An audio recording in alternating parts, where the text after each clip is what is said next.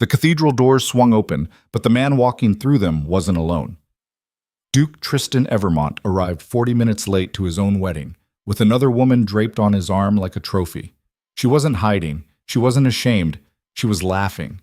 And when Celine Varys turned to the bride waiting at the altar and said, loud enough for everyone to hear, "That dress makes you look like your grandmother's curtains," the entire aristocracy held its breath. What happened next would destroy reputations, topple empires, and prove that the most dangerous thing you can do to a woman is underestimate her. I'm about to tell you that story. Stay with me until the end, hit that like button, and drop a comment telling me what city you're watching from. I want to see how far this tale travels. The flowers had started wilting an hour ago.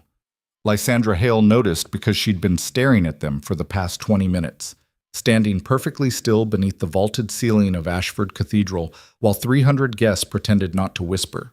The white roses along the aisle had gone soft at the edges, their petals curling inward like they were trying to hide.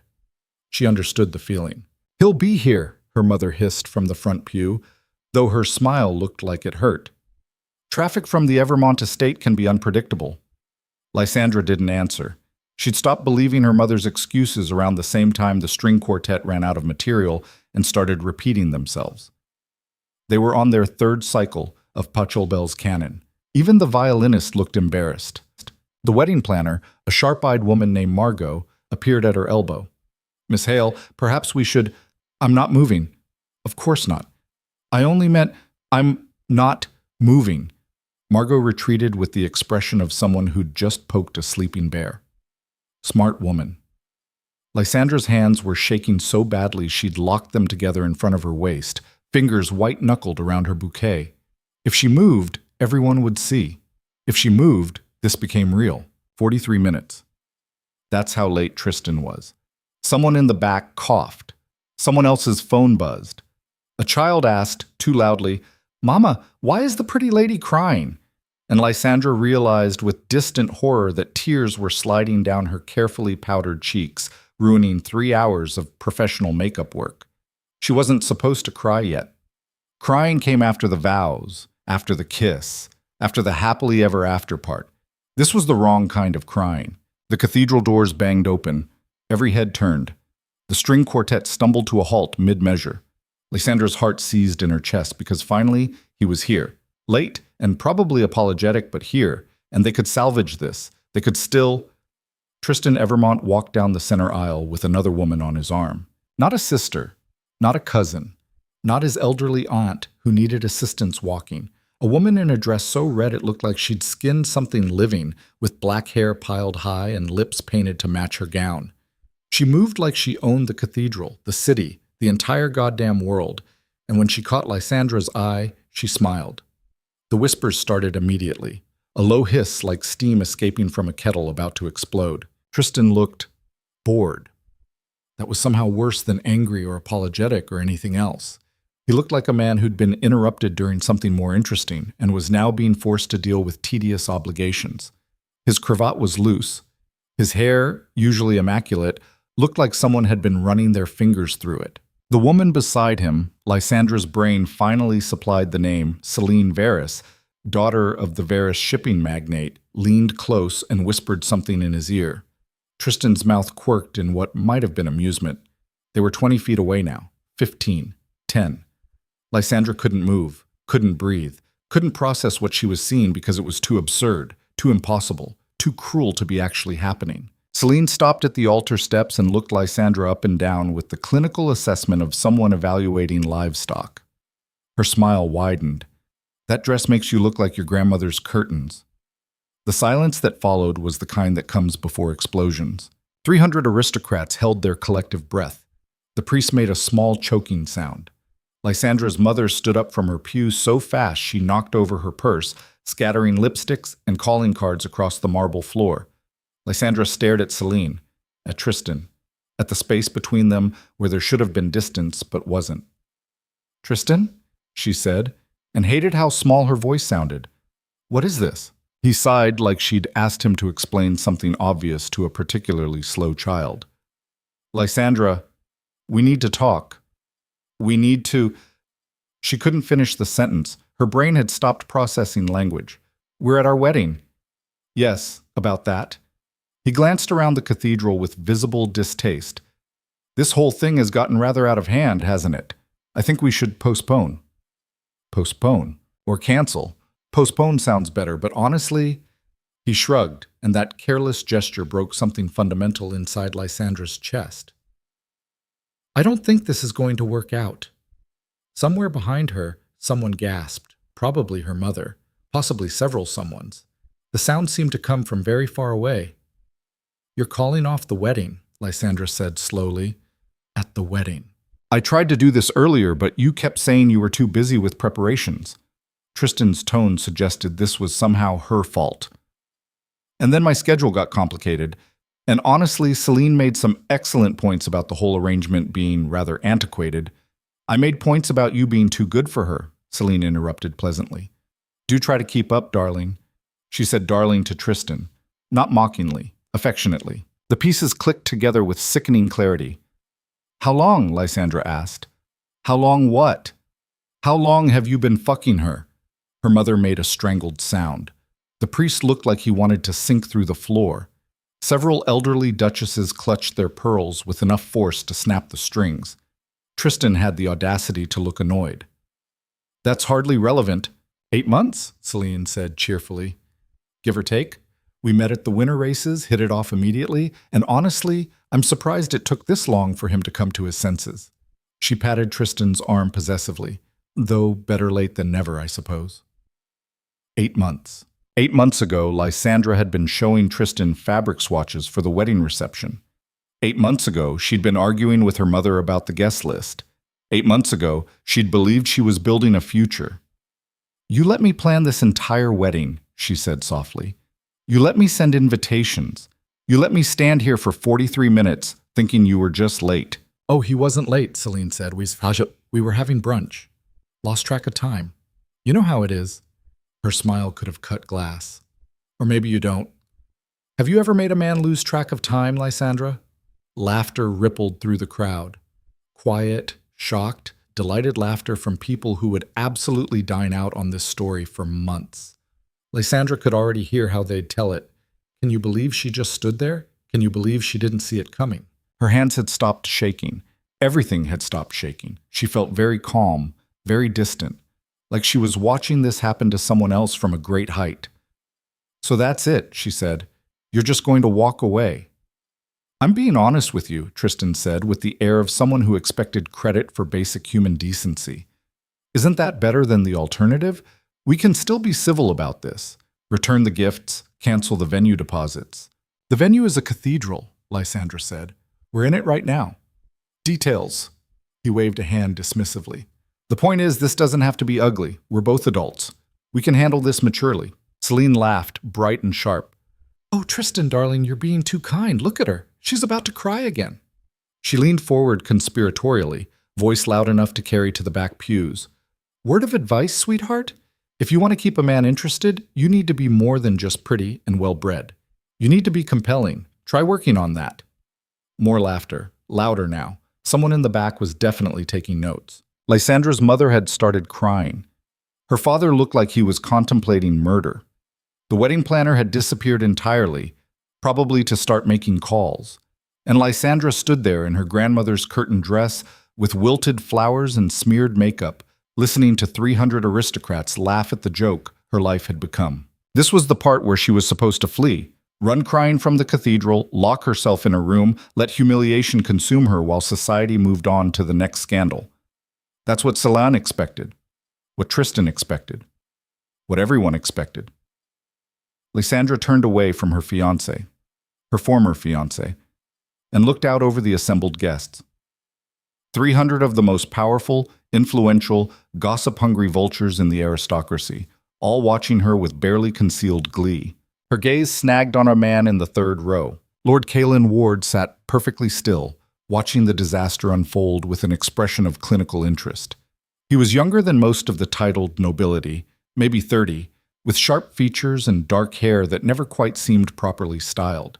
He'd made his fortune in something complicated involving railways and mineral rights and political maneuvering that Lysandra had never fully understood. What she did understand was that Tristan hated him with the kind of visceral intensity usually reserved for people who'd stolen something irreplaceable. They'd been rivals for years, competing business interests, opposing political factions.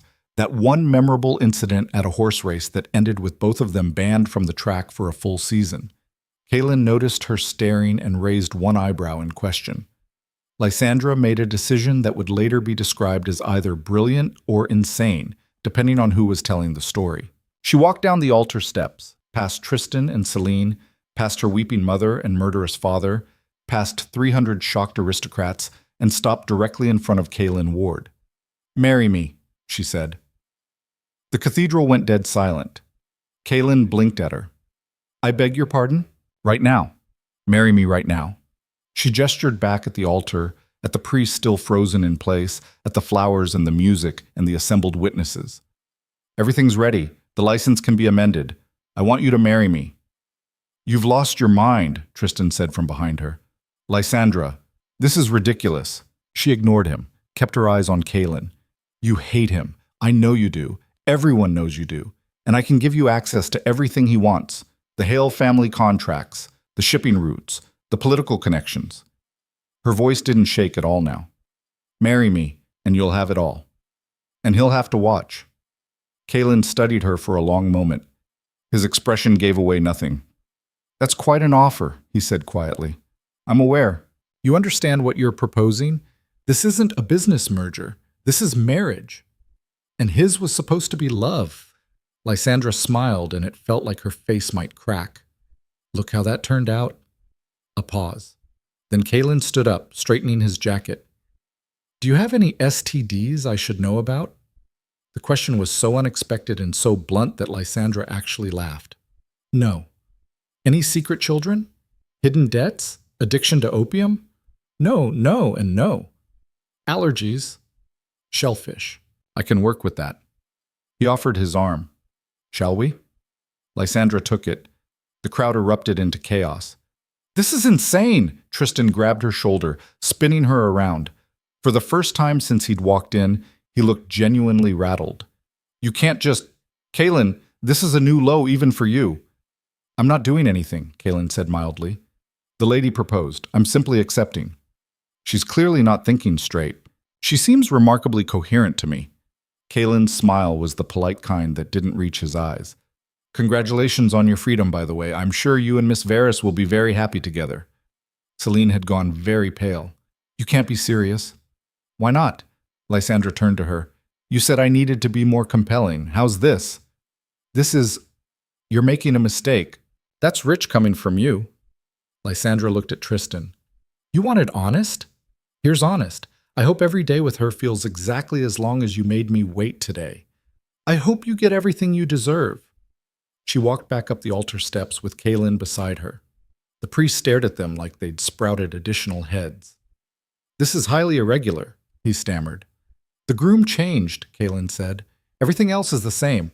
You can amend the documentation afterward. I'm not sure the church allows— The church allows whatever the people signing the donation checks say it allows," Lysandra interrupted.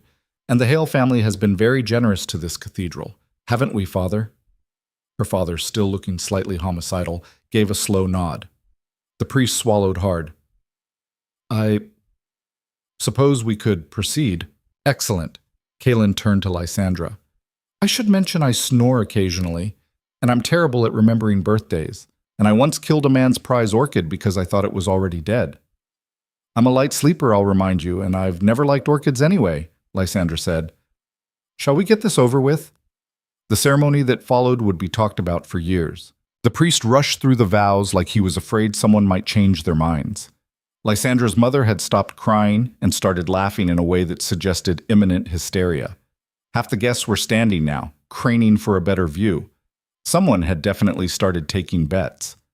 Tristan stood frozen at the base of the altar steps, Celine beside him, both of them watching with identical expressions of dawning horror as their perfect humiliation play turned inside out. When the priest asked if anyone had objections, Tristan opened his mouth.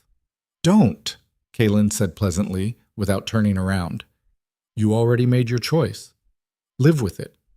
Tristan's mouth snapped shut. The vows were strange on Lysandra's tongue, wrong in a way that had nothing to do with the words themselves. She was promising to love and honor a man she'd spoken to maybe 3 times in her entire life, a man who'd agreed to marry her for what was clearly strategic advantage, not romantic interest. But when she looked at Kaylin and saw the same sharp calculation in his eyes that she felt in her chest, something settled. This made sense in a way Tristan never had. This was honest. "I do," she said. "I do," Kaylin echoed. The priest declared them married with the enthusiasm of someone declaring a house fire contained. "You may kiss the—" he started, then hesitated. "That is, if you want to—" Kaylin looked at Lysandra. "Do we want to?" "We should probably sell it," she said. "Everyone's watching." Fair point. He kissed her. It was brief, professional, and about as romantic as a handshake. But when they turned to face the crowd, Lysandra felt something shift in the room. The laughter had died. The whispers had changed tone. Because she wasn't the abandoned bride anymore. She'd rewritten the ending in real time. People would still talk about this day. But now when they told the story, she wouldn't be the punchline. She'd be the woman who'd turned public humiliation into a power play so bold it left the entire aristocracy speechless. Lysandra walked back down the aisle on Kaylin's arm while the string quartet scrambled to start the recessional music. Guests stared at them with expressions ranging from shock to admiration to pure, delighted scandal. She passed Tristan and Celine without looking at them. Outside the cathedrals, a crowd had gathered, people who'd heard about the drama and come to watch. They erupted into applause when Lysandra and Kaylin emerged. Someone threw rice. Someone else threw flowers. A carriage waited at the bottom of the steps, already prepared for the newlyweds' departure. Not the one Lysandra had arranged. This was Kaylin's, apparently, all black lacquer and gold trim with horses that looked like they could outrun a scandal. He helped her inside, then climbed in after her. The door shut. The carriage lurched forward. They sat in silence for approximately 30 seconds. "So," Kaylin said. "That happened." Lysandra started laughing. She couldn't help it. Everything was too absurd, too impossible, too completely insane. She laughed until tears ran down her face. Again, still, different tears this time. And her sides hurt and she couldn't breathe. Kaylin watched her with what might have been concern. "Are you all right?" "I just married a man I've never had a conversation with to spite my cheating ex-fiancé in front of 300 witnesses," Lysandra gasped. "No, I'm absolutely not all right. I'm completely unhinged. If it helps, I think you're handling it remarkably well. I'm having a breakdown." "Yes, but you're doing it very elegantly." He paused. For what it's worth, I would have said yes, even without the business advantages. She looked at him. "Why?" "Because Tristan Evermont is a preening jackass who's been coasting on his father's accomplishments for years, and watching his face when you proposed to me was the most satisfying moment of my entire life." Kaylin's smile was sharp and genuine. "So thank you for that." "You're welcome." Lysandra wiped her eyes, smearing what was left of her makeup even further. "What happens now?" "Now, we go to my estate, you get out of that dress, which is not, for the record, anything like curtains, and we figure out how to make this look less like complete chaos and more like strategic brilliance." "Is there a difference?" "Sometimes, strategic brilliance is just chaos with better publicity." He pulled a handkerchief from his pocket and handed it to her. "The reception was supposed to be at the Hale Manor, wasn't it?" "Yes, 200 guests, full dinner, orchestra." Lysandra's stomach dropped. "Oh God, we're going to have to cancel everything." "Why cancel? We're married. That's what the reception is celebrating." Kaylin leaned forward and rapped on the carriage roof. The driver's panel slid open. "Change of plans. Take us to Hale Manor." "What are you doing?" Lysandra demanded. "Going to our wedding reception. Unless you'd rather hide. Let them think you're ashamed." She stared at him. "You want to show up at my parents' house with 300 witnesses to what just happened and pretend everything is fine?" "I want to show up and prove everything is better than fine." His eyes glinted. "You made a hell of a statement back there. Don't undermine it now by running away. We go to the reception, we smile, we dance, we act like this was the plan all along. And if anyone asks, which they will, we tell them it was love at first sight. That's insane. You proposed to a stranger at your own wedding. We're well past worrying about sanity." He had a point. Lysandra looked down at the handkerchief in her hands. then at the man who was now legally her husband. Lord Kaelin Ward, political strategist, business magnate. Tristan Evermont's greatest rival. She knew almost nothing about him except his reputation for ruthless efficiency and his documented hatred of her ex-fiancé. There wasn't much to build a marriage on. But then again, love hadn't exactly worked out. "All right," she said. "We go to the reception, we play the happy newlyweds. And then what?" "Then we actually become strategic partners. You meant what you said about the business access, I assume?" "Every word. Good. Because Tristan's been trying to corner the eastern shipping routes for months, and your family's contracts are the only thing standing in his way." Kaelin leaned back against the carriage seat. "With those under my control instead of his, I can essentially strangle his entire operation." "How long will that take?" 3 months, maybe 4. Depends how quickly he realizes what's happening." Lysandra smiled slowly. "And Celine?" "What about her?" "She humiliated me in front of everyone. I want her to regret it." Kaelin considered this. The Varys family is heavily invested in Tristan's ventures. When his business collapses, theirs goes with it. But if you want something more personal, I want her to know what it feels like to be laughed at, Lysandra said quietly.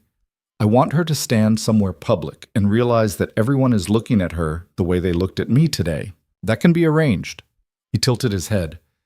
"You know, when I woke up this morning, I thought I'd be spending the afternoon reviewing railway contracts.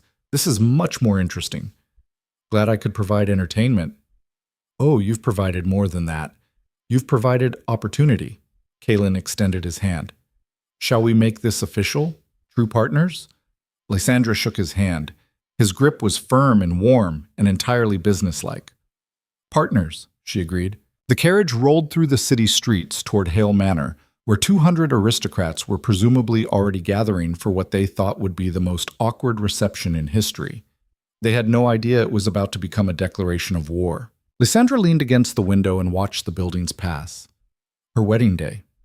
The day that was supposed to begin her happily ever after. Instead, it had ended her engagement, destroyed her reputation, and married her to a near stranger for revenge.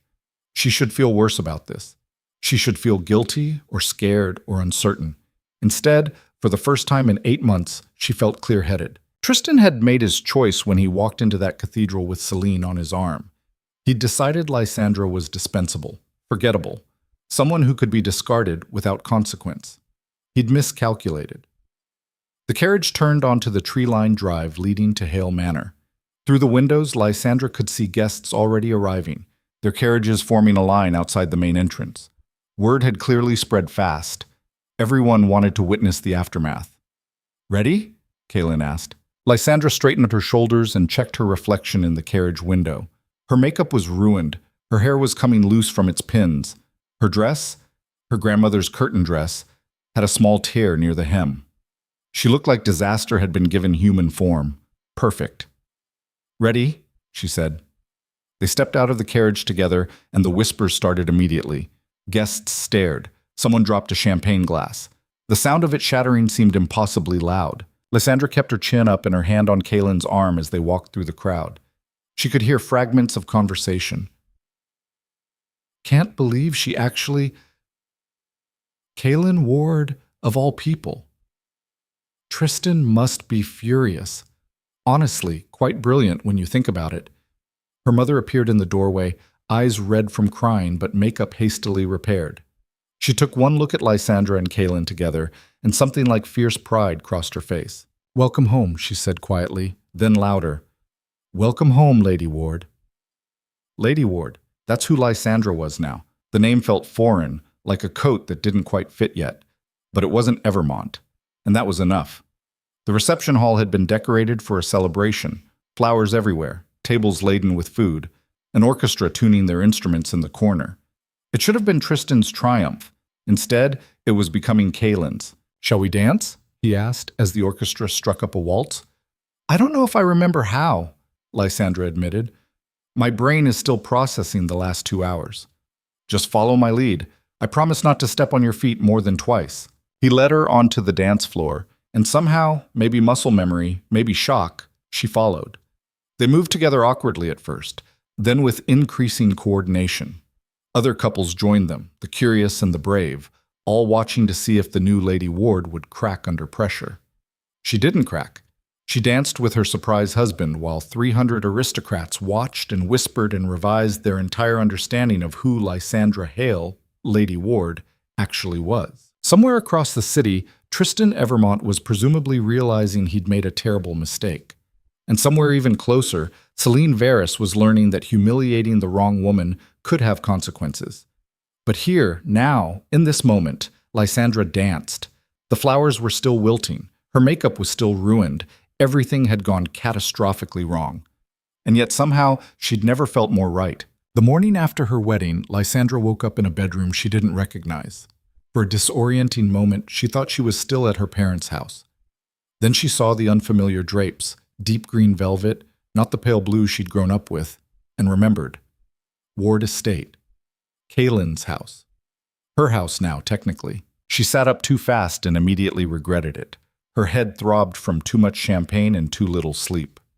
The reception had lasted until nearly midnight, an endless parade of curious aristocrats offering congratulations that sounded more like interrogations. A knock at the door made her flinch. "Come in," she called, then realized she was still wearing yesterday's dress. She'd been too exhausted to change, had just collapsed onto the bed fully clothed around 1 in the morning. A maid entered carrying a breakfast tray. Not one of the Hale family servants, this woman was older, with sharp eyes and an expression that suggested she'd seen everything and been impressed by none of it.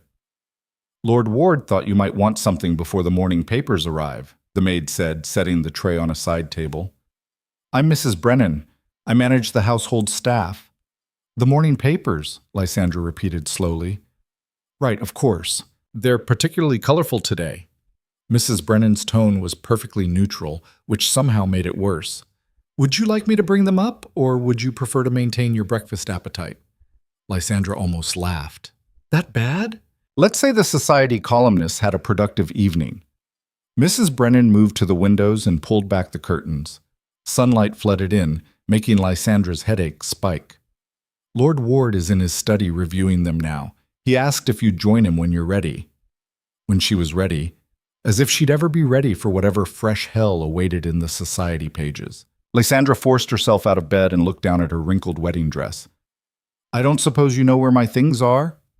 Being unpacked in the dressing room, Mrs. Brennan gestured to a door Lysandra hadn't noticed. "Though I took the liberty of setting out something more appropriate for a morning at home. The green day dress should fit reasonably well." "You guessed my size? I've been managing Lord Ward's household for 8 years. I'm good at assessments." The maid paused at the door. "For what it's worth, Lady Ward, the staff thinks what you did yesterday took considerable nerve. We appreciate that quality here." She left before Lysandra could formulate a response. 40 minutes later, washed and dressed and marginally more human, Lysandra made her way downstairs. Ward Estate was smaller than the Evermont ancestral pile, but far more elegant. Where Tristan's family home had been all oppressive grandeur and oil paintings of disapproving ancestors, this place felt lived in. Books stacked on tables, windows that actually opened, furniture that looked comfortable rather than purely decorative. She found Kaylin's study on the second try.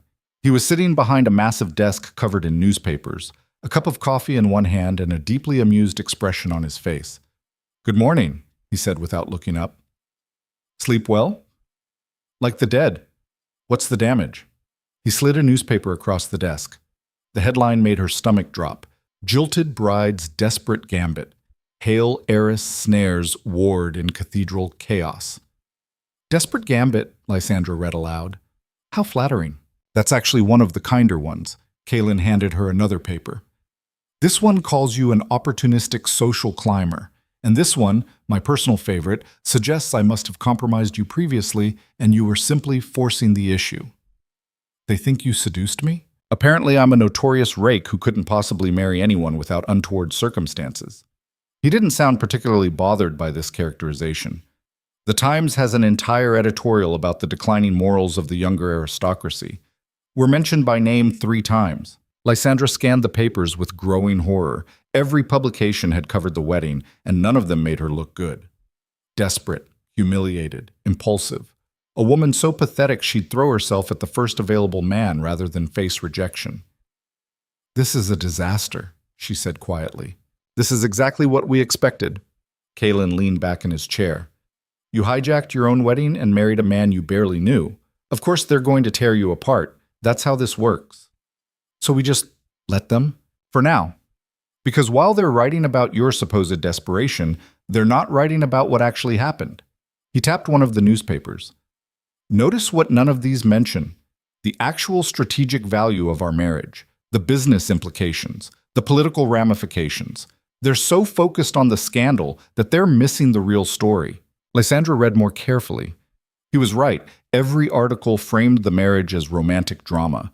Jilted bride, surprise groom, society in shock. Nobody had connected it to the Hale shipping contracts or the Eastern trade routes or the quiet war Kalen had been waging against Tristan's business interests for years. They think this is about my feelings, she said slowly, which means they'll underestimate us. Useful. A different knock interrupted them. Mrs. Brennan appeared in the doorway, looking distinctly unimpressed. Lord Ward, there are 6 reporters at the front gate requesting interviews. What would you like me to tell them? That we're not available for comment, Kalen said. They're offering considerable sums. Still not available. Mrs. Brennan nodded and disappeared. Kalen turned back to Lysandra. We need to control the narrative before they do it for us. I have a proposition. Another one? Less life-altering than the last. There's a charity luncheon this afternoon at the Pemberton estate. Very exclusive, very visible. Normally I'd skip it, but given current circumstances, you want us to show up together. I want us to show up looking perfectly content. Happy, even. Like this marriage was entirely intentional and we couldn't be more pleased with ourselves. He stood and walked around the desk. Right now, you're the abandoned bride who made a desperate choice. We need to transform you into the woman who played everyone brilliantly. And how do we do that? By acting like winners instead of survivors. Kalen's smile was sharp. Tristan will almost certainly be there. So will Celine. So will everyone who watched you get humiliated yesterday. We walk in together, completely unbothered, and show them that far from ruining you, what happened was the best thing that could have occurred. Lysandra's headache was getting worse. You want me to face 300 aristocrats who think I'm pathetic? Pretend to be delighted about marrying a stranger, and do it all while my ex-fiancé and his mistress watch? Yes. That sounds horrible. Probably. But the alternative is hiding, which makes you look weak. He studied her. You didn't strike me as someone who runs away from fights. Was I wrong? She wanted to say yes. Wanted to tell him she'd used up all her courage yesterday and had none left for today. But the challenge in his eyes stopped her. What time is the luncheon? She asked. 1 o'clock, which gives us 3 hours to make you look like the most confident woman in the city. He glanced at her dress. No offense, but we'll need something more dramatic than Green Day wear. I didn't exactly pack for an extended stay. Then we'll go shopping. Consider it a wedding gift to yourself. 2 hours later, Lysandra stood in the most exclusive dress shop in the city while 3 assistants buzzed around her with fabric swatches and measuring tapes. Kalen had disappeared into the men's section, leaving her alone with Mrs. Chen, the shop's owner, who had the calculating eyes of someone who understood exactly how clothing could be weaponized. For the Pemberton luncheon, you'll want something that projects confidence without appearing desperate for attention, Mrs. Chen said, holding up a deep burgundy gown. This says, I know exactly what I'm doing. Does it also say, my entire life fell apart yesterday? Only if you wear it poorly. Mrs. Chen set aside the burgundy and pulled out something in midnight blue with silver embroidery. This, however, says, I planned the whole thing and you all fell for it. Lysandra touched the fabric. It was gorgeous, far more expensive than anything she'd normally buy, and exactly the kind of thing that would make Celine's red dress look cheap by comparison. I'll take it, she said. Excellent choice. We'll have it altered and sent to Ward Estate within the hour. Mrs. Chen paused. If I may speak frankly, Lady Ward? Please. What you did yesterday took courage. Unconventional courage, perhaps, but courage nonetheless. Don't let the newspapers convince you otherwise. It was the second time in as many hours that someone had praised her nerve. Lysandra wasn't sure whether to be flattered or concerned that nerve was apparently her defining characteristic now. Kalen reappeared as they were finalizing the alterations, looking disgustingly well-rested for someone who'd been ambushed into marriage the day before. All set? Apparently I'm projecting confidence now. Good. We'll need it. He offered his arm. Shall we get lunch before the luncheon? I know a place that doesn't allow reporters. They ended up at a small cafe tucked away from the main shopping district, the kind of place that catered to people who valued privacy over being seen. Kaylin ordered for both of them without asking what she wanted, which should have been annoying but somehow wasn't. At least he'd guessed correctly that she'd want tea and something light. So, he said once they were settled at a corner table, we should probably discuss how this marriage is actually going to work. You mean beyond revenge and business strategy? Beyond that, yes. Practical matters. Where you'll sleep, for instance. The estate has plenty of guest rooms if you'd prefer separate quarters. Lysandra stirred her tea. Is that what you'd prefer? I'm asking what you'd prefer. This situation is unconventional enough without adding pressure for intimacy. He said the word carefully, like it might explode. We're strategic partners. Anything else is optional. It was such a clinical way to discuss marriage that Lysandra almost laughed. And if I wanted more than strategic partnership? Kaylin blinked at her. Do you? I have no idea. I met you yesterday. She took a sip of tea. But I appreciate you asking instead of assuming. My mother raised me to have manners occasionally. He paused. For what it's worth, you're not what I expected. What did you expect? Someone more fragile. Tristan always talked about you like you were decorative but insubstantial, a pretty accessory to his political ambitions. He said that? Among other things. He had opinions about your role in his future, none of them particularly respectful. Kaylin's expression darkened. He's an idiot. Took me 8 months to figure that out. Better late than never. He leaned forward. Here's what I know about you so far. You proposed marriage to a stranger rather than accept humiliation. You showed up to your own reception and didn't flinch. And you're sitting here planning to walk into a room full of people who are dying to see you crack. And you're not backing down. That's not fragile. That's steel. Lysandra stared at him. Nobody had ever described her as steel before. Dutiful, yes. Well-mannered, certainly. Suitable wife material, according to her mother. But steel? I don't feel like steel, she admitted. I feel like I'm one bad headline away from falling apart. Then you're doing an excellent job of hiding it. Kaylin sat back. The trick with these people, the aristocrats, the gossips, all of them, is understanding that they're fundamentally cowards. They'll tear you down if they sense weakness, but show them strength and they'll fall in line. It's pack mentality. You sound like you've given this some thought. I'm the son of a railway magnate who bought his title. I've spent my entire adult life making them accept me despite thinking I'm beneath them. His smile was humorless. I understand exactly how their minds work. A thought occurred to Lysandra. Is that why you agreed to marry me, to prove something to them? I agreed to marry you because you offered me everything I needed to destroy Tristan Evermont's business empire and looked magnificent doing it. He tilted his head. The fact that it also proves I can do whatever I want and they'll simply have to cope with it is a bonus. You really hate him, don't you? Hate is inefficient. I prefer strategically oppose with extreme prejudice. Kaylin finished his coffee. But yes, he's a pompous ass who inherited everything and earned nothing, and watching him lose what he took for granted will be deeply satisfying. What did he do to you? The question hung in the air. Kaylin's expression went carefully blank. That, he said quietly, is a conversation for another time. We have a luncheon to prepare for. They arrived at Pemberton Estate precisely 15 minutes after the official start time, late enough to make an entrance, early enough to avoid insult. Lysandra wore the midnight blue gown, her hair pinned up in a style that had taken Mrs. Brennan's assistant nearly an hour to perfect.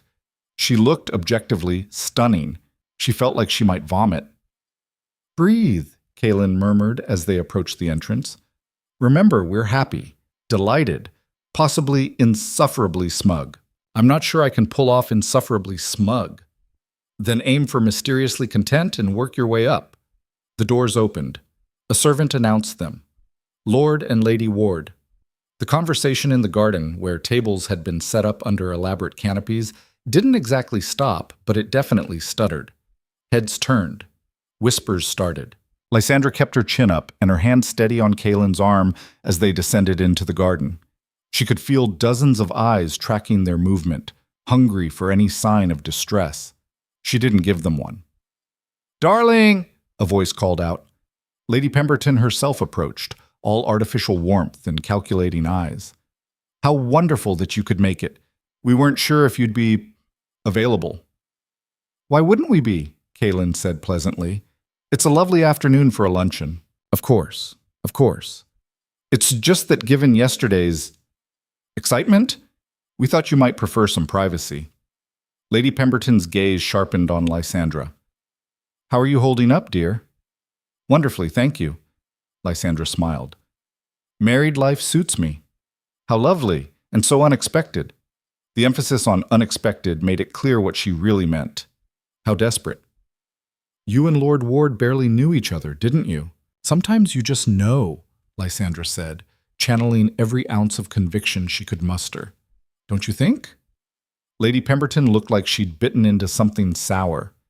"Quite. Well, do enjoy the luncheon. I believe Lord Evermont is here somewhere?" She drifted away. Kaylin leaned close. "Well done. You sounded almost sincere." "I'm a better actress than I thought." They made their way through the garden, stopping to exchange pleasantries with various aristocrats who were clearly dying to pry but too polite to ask directly. The pattern was always the same. Surface-level congratulations, thinly veiled curiosity, careful probing about the suddenness of the marriage. Lysandra deflected everything with the same serene smile and vague references to fate and perfect timing. It was exhausting. Then she saw Tristan. He was standing near the champagne fountain with a group of men, laughing at something someone had said. He looked completely unbothered, like yesterday had been a minor inconvenience rather than a public disaster. When he noticed Lysandra, his expression flickered, surprise, then calculation, then studied indifference. "Lady Ward," he said as she and Kaylin approached. The title sounded wrong in his mouth. "How unexpected to see you here." "Is it? I was invited." Lysandra kept her voice light. "Congratulations on your freedom, by the way. I hope you're enjoying it." "Immensely." His eyes flicked to Kaylin. "Though I have to say, Ward, I'm surprised you'd accept such obvious seconds." The insult was deliberate and cutting. Several nearby conversations stopped. Kaylin's smile didn't waver. "Funny. I was thinking the same thing about you and Miss Varys. Though I suppose when the original choice upgrades, someone has to settle for what's left." Tristan's jaw tightened. "Careful. Or what? You'll call off our wedding?" Kaylin's tone was perfectly pleasant. "Oh, wait. That was Lysandra's wedding you ruined. Different situation entirely." "I didn't ruin anything. I was honest about my feelings." "You were honest about your lack of feelings," Lysandra corrected.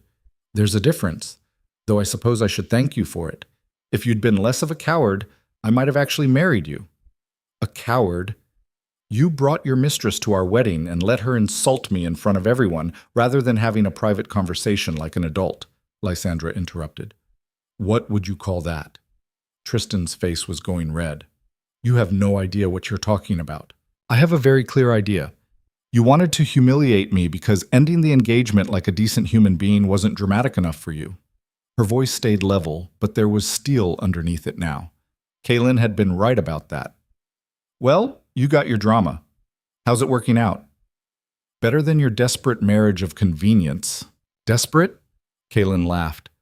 "Lysandra brought me the Hale contracts, the Eastern shipping routes, and political connections your family's been trying to secure for years, and all I had to do was say, 'I do.'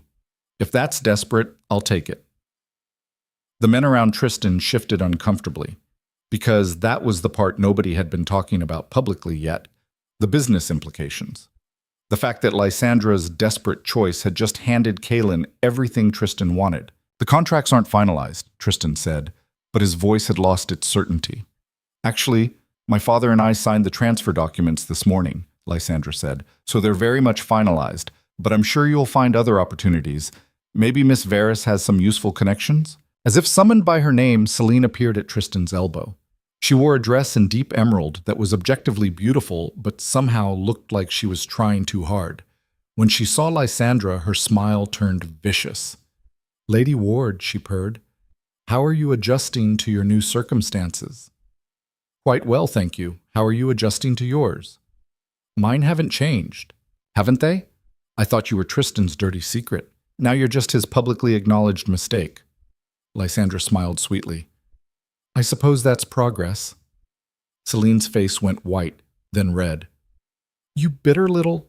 Careful, Kaelin said quietly. You're in public. People are watching, and right now you look like exactly what you are.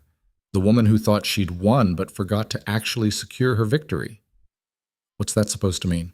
It means you destroyed Lysandra's engagement, but didn't bother to secure your own. He glanced at Tristan.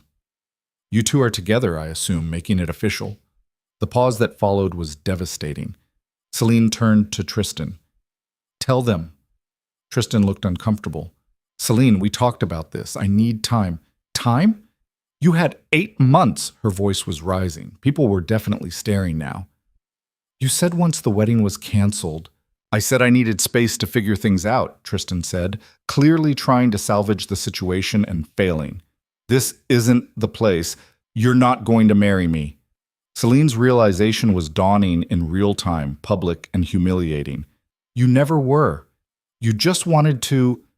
She stopped, looking around at the assembled aristocrats watching her breakdown with undisguised fascination.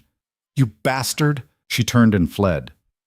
Tristan started after her, then stopped, clearly torn between making a scene and letting her go. He let her go. The garden exploded into whispers. Lysandra watched Tristan stand there, abandoned by the woman he'd chosen over her, and felt absolutely nothing. No satisfaction, no vindication, just a distant sense of clarity. Well, Kaelin said quietly, that escalated efficiently. They walked away from Tristan, leaving him to deal with the social fallout alone. Lysandra's hands were shaking slightly, adrenaline probably, but she felt oddly calm. Did you plan that? She asked. Plan what? The thing with Celine, pushing until she broke. I simply asked a question.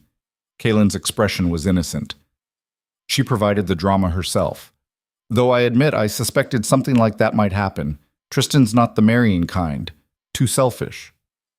You could have warned me. Where's the fun in that?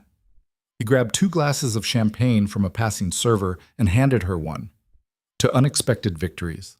Lysandra clinked her glass against his. To making them regret it.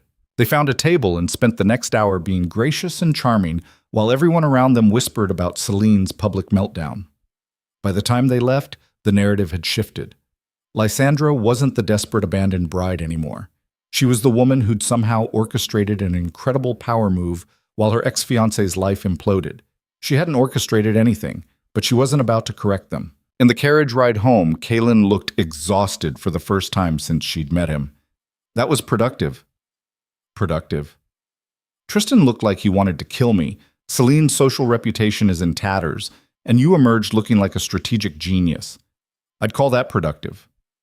Lysandra leaned back against the seat. Is it always going to be like this? Performance and strategy and games? Probably, unless you'd prefer to retire to the country and raise sheep. I don't know the first thing about sheep. Neither do I. So we're stuck with aristocratic warfare. He paused. For what it's worth, you were brilliant today. Better than brilliant. You made them believe the lie. What lie? That this marriage is about more than revenge. Kaelin looked at her with an expression she couldn't quite read. You almost had me convinced. Lysandra didn't know how to respond to that, so she didn't. They rode the rest of the way in silence. That night, Lysandra stood in her bedroom, her own bedroom, separate from Kaelin's, and stared at herself in the mirror. The midnight blue dress looked different now, less like armor and more like costume. She felt exhausted in a way that went deeper than physical tiredness. A soft knock interrupted her thoughts. Come in. Kaelin entered, still dressed, but with his cravat loosened and his jacket gone. I wanted to check on you before I turned in. Make sure you're all right. Define all right? Fair point. He leaned against the doorframe. You did well today. Better than I expected, honestly. You expected me to fall apart?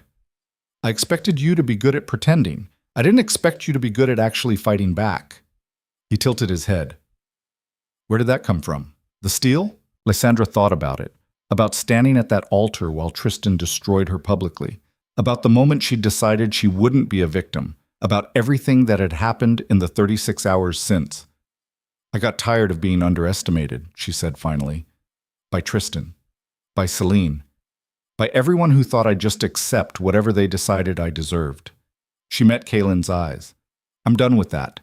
Whatever happens next, I'm not backing down. Something in his expression shifted. Not quite approval, but close to it. Good. Because tomorrow we have meetings with the Eastern Trade Consortium. If you thought today was difficult, you're not going to like what comes next. What comes next? The part where we actually dismantle Tristan's business empire piece by piece. The luncheon was just theater. His smile was sharp. Now the real work begins. He left her alone with that thought. Lysandra undressed slowly, carefully hanging the midnight blue gown in the wardrobe.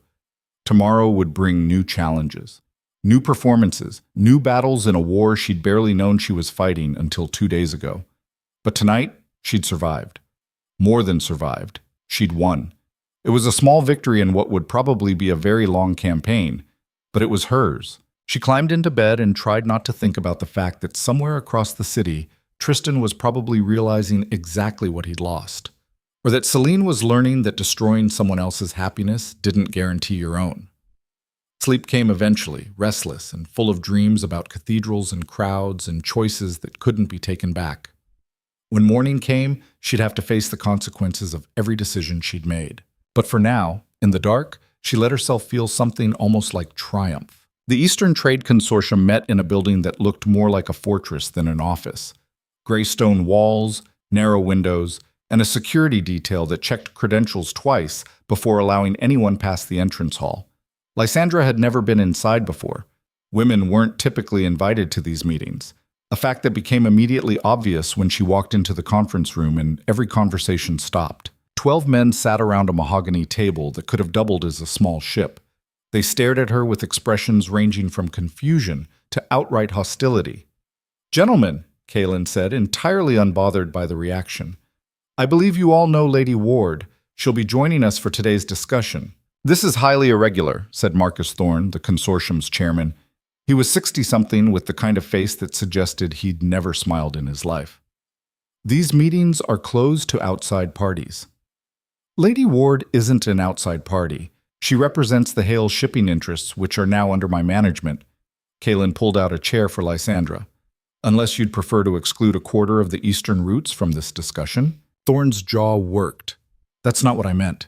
"Then please, continue." Kaylin sat down beside Lysandra, radiating the kind of calm confidence that made arguing seem pointless.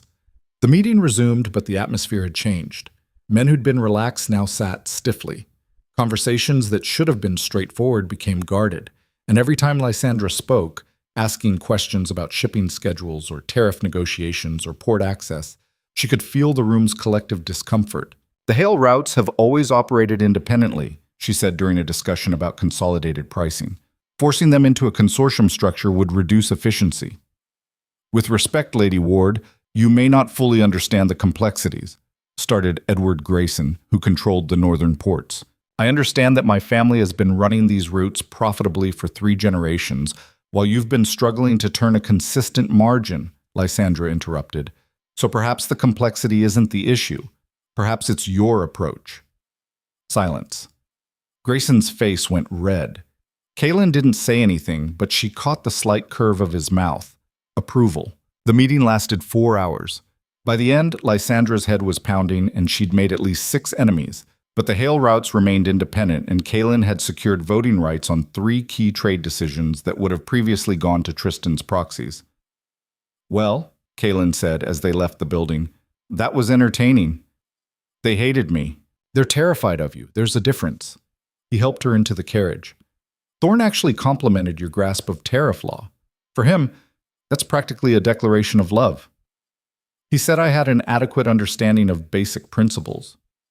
Like I said, practically love." Kaylin settled into the seat across from her. "You held your own in there.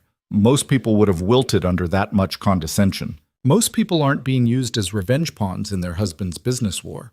The words came out sharper than she'd intended. Kalen's expression shifted slightly. Is that what you think this is? He asked quietly. Isn't it? Partially, but you agreed to the arrangement knowing exactly what it was. Don't pretend to be surprised now. He was right, which made it worse. Lysandra looked out the window at the city passing by. 3 days married, and she was already attending business meetings she barely understood, making enemies of powerful men and playing a role she'd never auditioned for. I'm not complaining, she said finally. I'm just adjusting. Adjustment is fair. Kalen paused. For what it's worth, you're doing better than I expected. Most people born into the aristocracy can't grasp actual business strategy. They think money just appears because they're entitled to it. Like Tristan. Exactly like Tristan.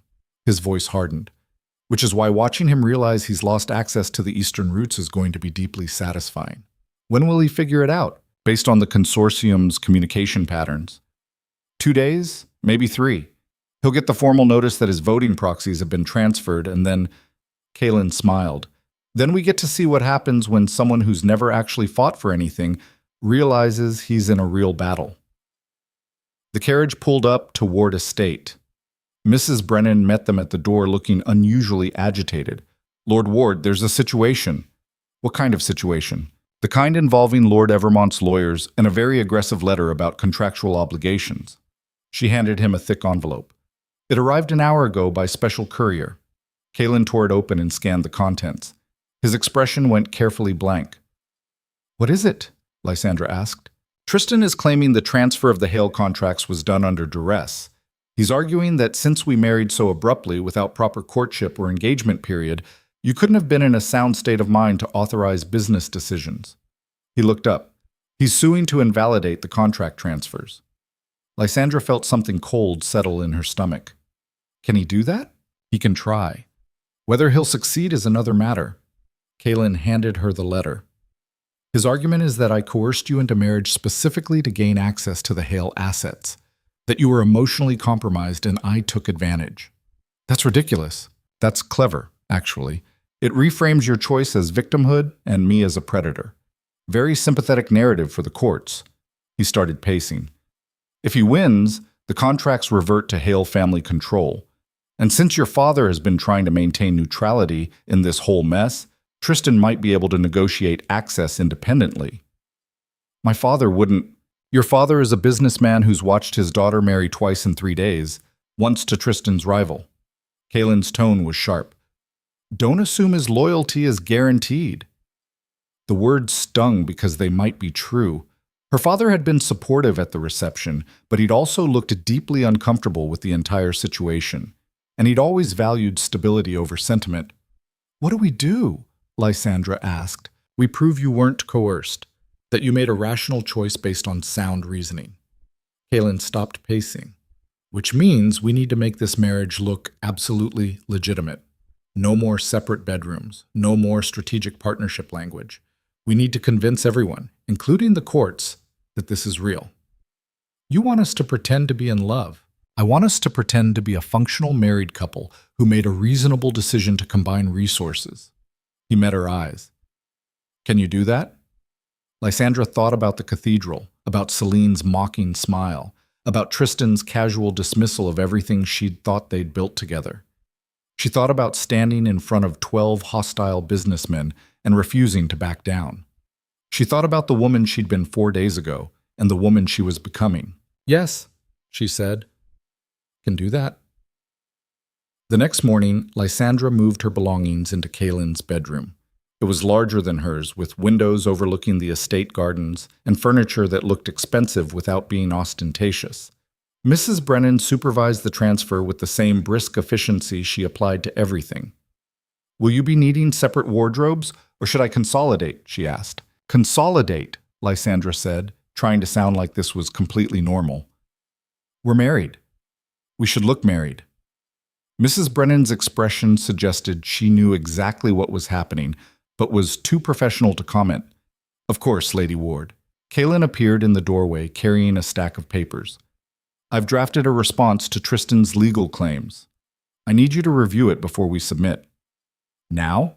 The filing deadline is tomorrow. So, yes, now. He glanced at Mrs. Brennan. Could you give us a moment? The housekeeper left. Kaylin set the papers on the desk and turned to Lysandra. This is going to get ugly. You understand that?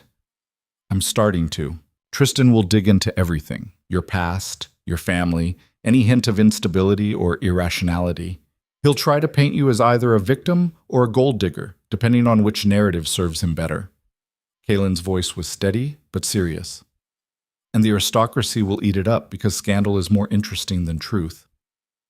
So we give them a different story. Exactly. Which means public appearances, dinners, parties, charity events.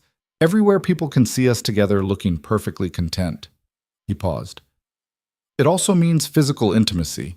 Nothing inappropriate, but we need to look comfortable with each other, holding hands, standing close, the kind of casual affection actual couples display. Lysandra's throat felt tight. We barely know each other. Oh, then we'll have to learn quickly. Kaylin moved closer, not touching, but near enough that she could feel the warmth of him. This doesn't have to be real. It just has to be convincing. She looked up at him, at the sharp angles of his face and the calculating intelligence in his eyes. He wasn't handsome in the conventional sense, too harsh, too intense, but there was something compelling about him, something that suggested depths she hadn't begun to explore. What if I can't? She asked quietly. What if I'm not a good enough actress? You've been performing for 3 days straight. You're better than you think. He reached out slowly, giving her time to pull away, and took her hand. His grip was warm and firm. See? Not so difficult. It wasn't difficult, but it felt dangerous in a way she couldn't articulate. That evening, they attended a dinner party at the Blackwood estate. Lysandra wore deep purple silk that Mrs. Chen had promised would photograph beautifully, and she arrived on Kaylin's arm with her hand resting in the crook of his elbow like it belonged there. The whispers started immediately. I heard Tristan suing to invalidate their marriage, claiming she was coerced, but they look quite comfortable together. Lysandra smiled and nodded at people she barely knew, while Kaylin steered them through the crowd with practiced ease. He introduced her to business associates, political contacts, people whose names she immediately forgot because her brain was too busy processing the way his hand rested on the small of her back, casually possessive. Breathe, he murmured in her ear. You're doing fine. I feel like I'm on display. You are. Make it count. During dinner, she sat beside him at a table full of shipping magnates and their wives. The conversation circled around trade routes and tariff negotiations, but everyone was clearly more interested in dissecting the Evermont Ward drama. Such a whirlwind romance, commented Elizabeth Hartwell, whose husband controlled half the southern ports.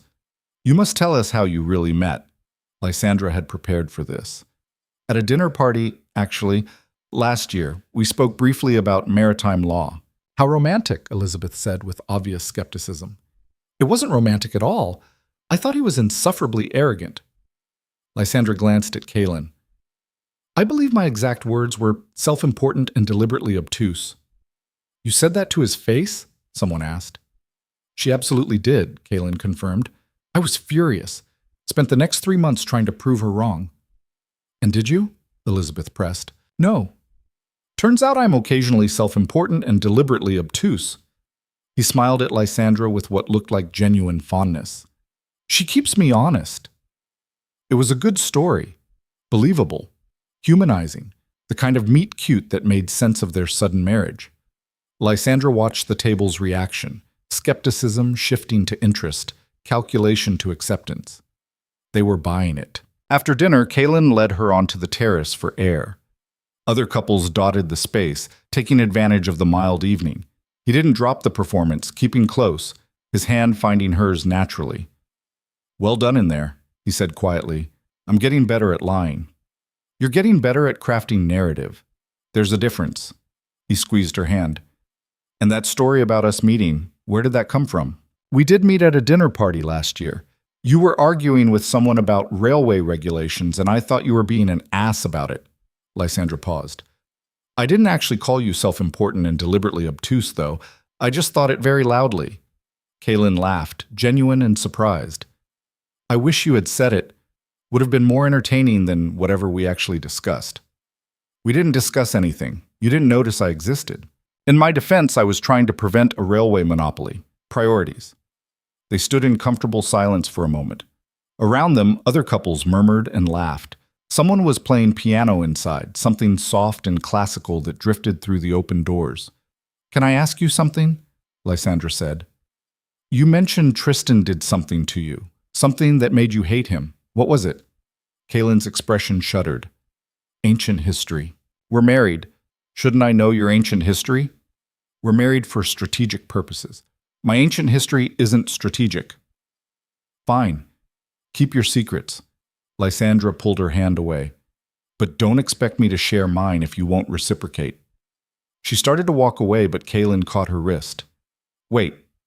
Why? So you can deflect again? So I can explain that it's not about trust. It's about—" He stopped, jaw working. 5 years ago, I was engaged. Woman named Catherine Devereaux. Brilliant, beautiful, everything I thought I wanted. We were planning a wedding when Tristan decided she'd make a better addition to his social circle than mine. Lysandra went very still. What did he do? Seduced her, convinced her I was too focused on business to appreciate her, that she deserved someone with better breeding and older money.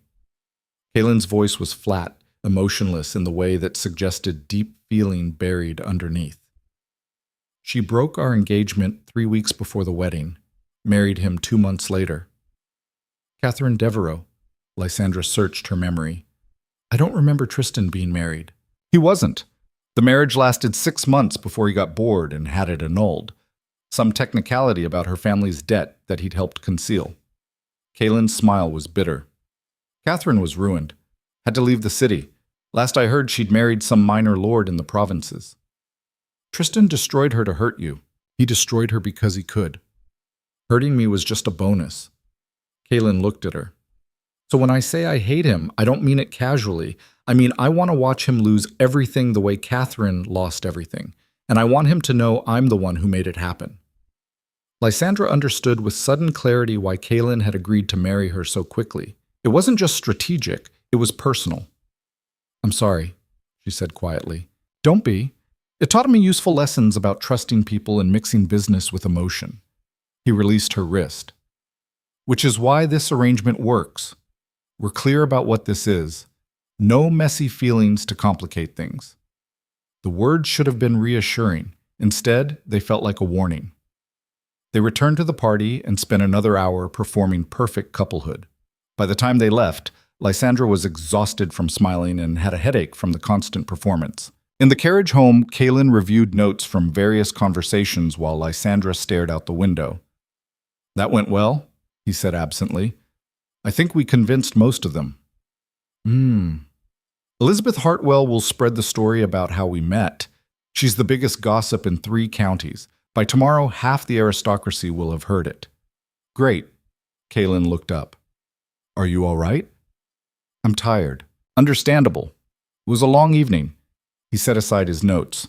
Look, I know this isn't easy, playing a role constantly, always being watched. But you're doing well. Better than well. I'm doing what I have to do. Still, I appreciate it. He paused. The thing I told you about Catherine, I'd prefer if that stayed between us. Of course. I don't usually talk about it. Makes me seem weak. Lysandra turned to look at him. It makes you seem human.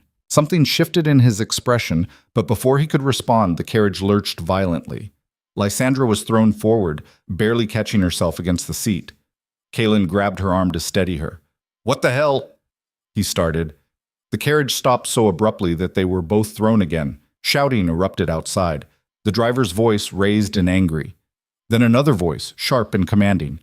Kaylin moved to the door, but it swung open before he could reach it.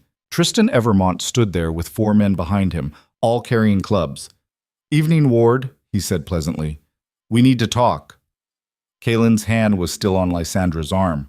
His grip tightened fractionally. About what? About you stealing what's mine, about your fraudulent marriage, about how you've systematically undermined my business for the last 5 years.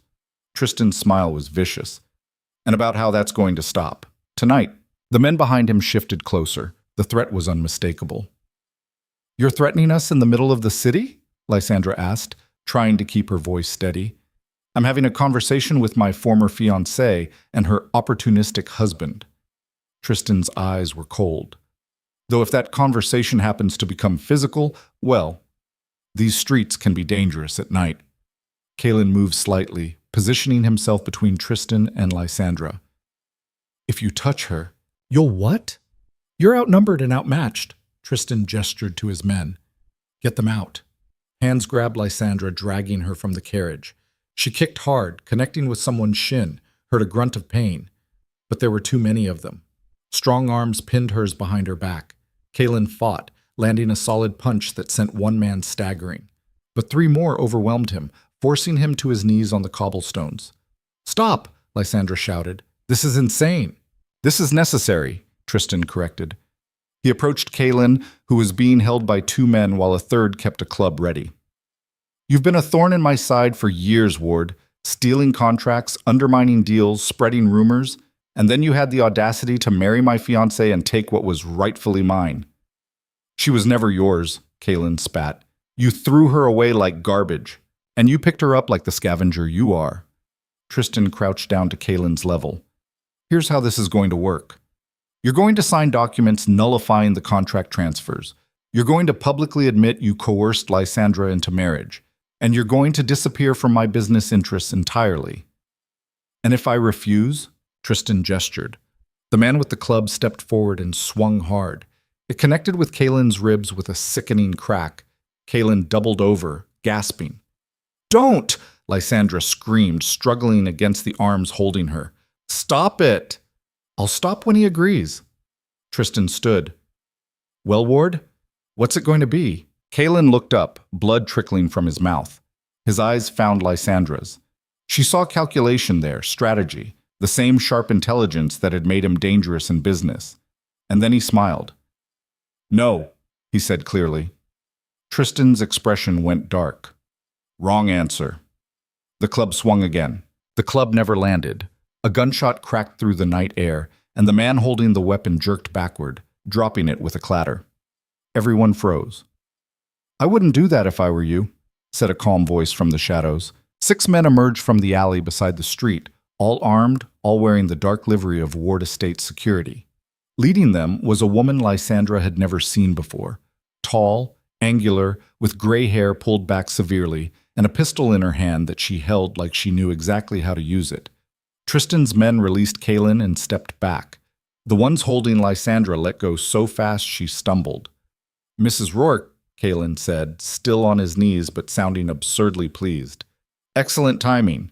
You're 20 minutes late leaving the Blackwood estate, the woman replied. I assume trouble. She gestured with the pistol. Lord Evermont, how predictable. Tristan's face had gone white. This is a private matter. Assault in the street with weapons is hardly private. Mrs. Rourke moved closer, her security detail fanning out to surround Tristan's men. I count 5 witnesses who'll swear you attacked Lord and Lady Ward without provocation. How's that going to look in court when you're claiming they coerced her into marriage? The silence that followed was profound. Lysandra's heart was still racing, adrenaline making everything feel sharp and unreal. Kalen pulled himself upright with visible effort, one hand pressed to his ribs where the club had connected. His face was pale, but his eyes were absolutely feral. You should have taken the legal route, he told Tristan. Violence is so much messier. You think anyone will believe? I think 6 armed guards just witnessed you ordering your men to beat me while threatening my wife. Kalen's smile was vicious. And I think Mrs. Rourke has excellent connections with the City Watch. Don't you, Mrs. Rourke? The captain owes me several favors, she confirmed. I suspect he'd be very interested in this incident. Tristan looked at his men, at the pistols trained on them, at the wreckage of whatever plan he'd thought would work. This isn't over. No, Kalen agreed, but it's going to end very differently than you expected. Mrs. Rourke made a sharp gesture. Her security moved in, disarming Tristan's men with brutal efficiency. One tried to resist and got a rifle butt to the stomach for his trouble. Take them to the City Watch, she ordered. Lord Evermont as well. Attempted assault, conspiracy, threatening behavior. Let them sort it out. You can't arrest me, Tristan said, but his voice had lost its certainty.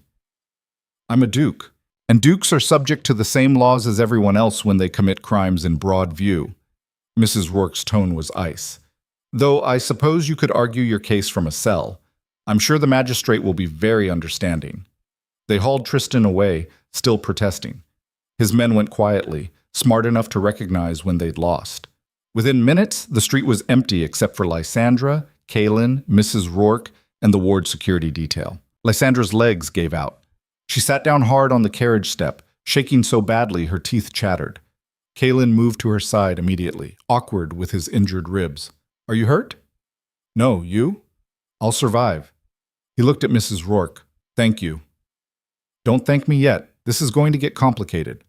The older woman holstered her pistol. "Get in the carriage. We need to move before someone decides to investigate what all the shooting was about." The ride back to Ward Estate was a blur. Lysandra kept seeing that club swinging toward Kaylin, kept hearing the wet crack of impact. Her hands wouldn't stop shaking. "Breathe," Kaylin said quietly. "It's over. He was going to kill you. He was going to try. There's a difference." He winced, shifting position. "Though I admit, if Mrs. Rourke had been 5 minutes later, it might have gotten unpleasant." "Unpleasant? You're bleeding and you call it unpleasant." "I'm bleeding a little. Mostly I'm just going to be spectacularly bruised tomorrow." He caught her hand, stilling its trembling. "Lysandra, look at me." She did. His face was cut, already swelling on one side, but his eyes were clear and sharp. "We won," he said. "Tristan just handed us everything we needed to destroy him completely. He attacked us in the street with witnesses. Even his family connections can't save him from that level of stupidity." "He could have killed you," Lysandra repeated, because her brain seemed stuck on that point. "But he didn't, and now he's going to pay for trying." At the estate, Mrs. Brennan took one look at Kaylin and immediately called for the doctor. Mrs. Rourke disappeared into Kaylin's study with instructions not to be disturbed, and Lysandra found herself sitting in the drawing room with a glass of brandy she didn't remember accepting, still shaking. The doctor arrived within the hour, a gray-bearded man named Phillips, who'd apparently been treating Kaylin for years. He examined the damage with clinical efficiency while Lysandra watched from across the room. "2 cracked ribs," Phillips announced. "Extensive bruising. You're lucky he didn't puncture a lung." "Luck had nothing to do with it," Kaylin said. "The man with the club had terrible aim. Don't make me laugh. It hurts to breathe." But Kaylin was smiling slightly, that sharp, dangerous smile that meant he was planning something. Phillips wrapped his ribs and dispensed a lecture about rest that Kaylin clearly had no intention of following. After he left, Mrs. Rourke emerged from the study. "The City Watch has Evermont and his men in custody," she reported. "Captain Morris is personally overseeing the interrogation. I made sure he understands the sensitivity of the situation." "Meaning?" Lysandra asked. "Meaning Tristan Evermont just committed a very public crime against influential people, and the Watch is going to make an example of him." Mrs. Rourke's expression was grim. "This won't just hurt him legally, it'll destroy what's left of his reputation." "Good," Kaylin said flatly. "There's more. I had my people dig into Evermont's finances while you were at dinner." She pulled out a folder. "He's in deeper trouble than we thought. That lawsuit he filed? It wasn't strategy, it was desperation." Kaylin sat forward, wincing. "Explain." "He's leveraged everything on the eastern trade routes, borrowed against future profits, used his family assets as collateral. If he loses access to those routes, his creditors will call in the debts, and he doesn't have the capital to cover them." "How much are we talking about?" Lysandra asked. Mrs. Rourke named a figure that made her stomach drop. "He's been living beyond his means for years, counting on those trade contracts to keep him solvent. Without them, he's ruined," Kaylin finished. "Completely, utterly ruined. Which is why he got desperate enough to try beating a confession out of you in the street." Mrs. Rourke closed the folder. "Desperate men make stupid choices." Lysandra thought about Tristan at the cathedral, so confident and dismissive. About him at the luncheon, uncomfortable but still arrogant. About him tonight with violence in his eyes and panic underneath. "What happens now?" she asked. "Now we press charges and let the legal system do its work," Kaylin said. "And while that's happening, we quietly approach his creditors, offer to buy out their debt at a discount." "Why would we do that?" "Because once we own his debt, we own him." Kaylin's smile was sharp enough to cut. "We can dictate terms, seize assets, dismantle his empire piece by piece in a way that's completely legal and absolutely devastating." It was ruthless and brilliant, and exactly the kind of thing that would destroy Tristan the way he'd tried to destroy them. "Do it," Lysandra said. Mrs. Rourke nodded and left to make arrangements. Kaelin stood carefully, one hand pressed to his wrapped ribs. "You should rest," Lysandra told him. "I should plan our next move. Tristan's not the only problem." He moved to the brandy cabinet and poured himself a drink. "Celine's been quiet since the luncheon. That worries me more than Tristan's obvious plays." "Why?" "Because Tristan is predictable. Celine isn't. She's smarter than he is, more careful. If she's planning something, we won't see it coming until it's too late." As if summoned by speaking her name, Mrs. Brennan appeared in the doorway. "Lady Ward, you have a visitor. At this hour?" She was quite insistent. "Miss Celine Varys." Lysandra and Kaelin exchanged glances. "Did she say what she wants?" "To speak with Lady Ward privately. She's waiting in the front parlor." Every instinct told Lysandra this was a trap, but curiosity won out over caution. "I'll see her." "Not alone," Kaelin said immediately. "If she wanted to cause harm, she wouldn't announce herself at the front door." Lysandra stood. "Besides, I can handle Celine Varys." She found Celine in the parlor, pacing like a caged animal. The woman who'd mocked her dress and stolen her fiancé looked terrible. Makeup smudged, hair disheveled, eyes red from crying. "What do you want?"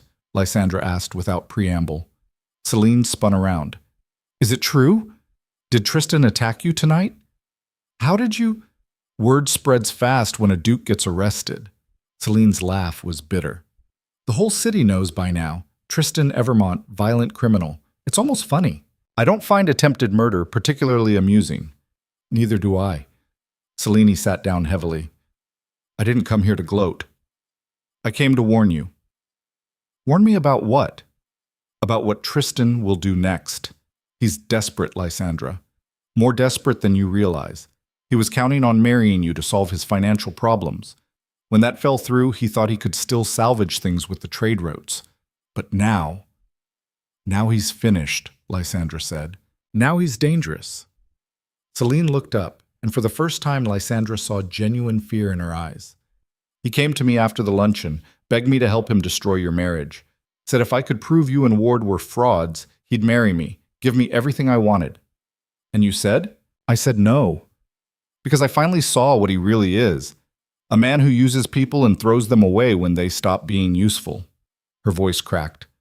"I was so stupid. I thought I was special, that he loved me. But I was just a weapon he used against you."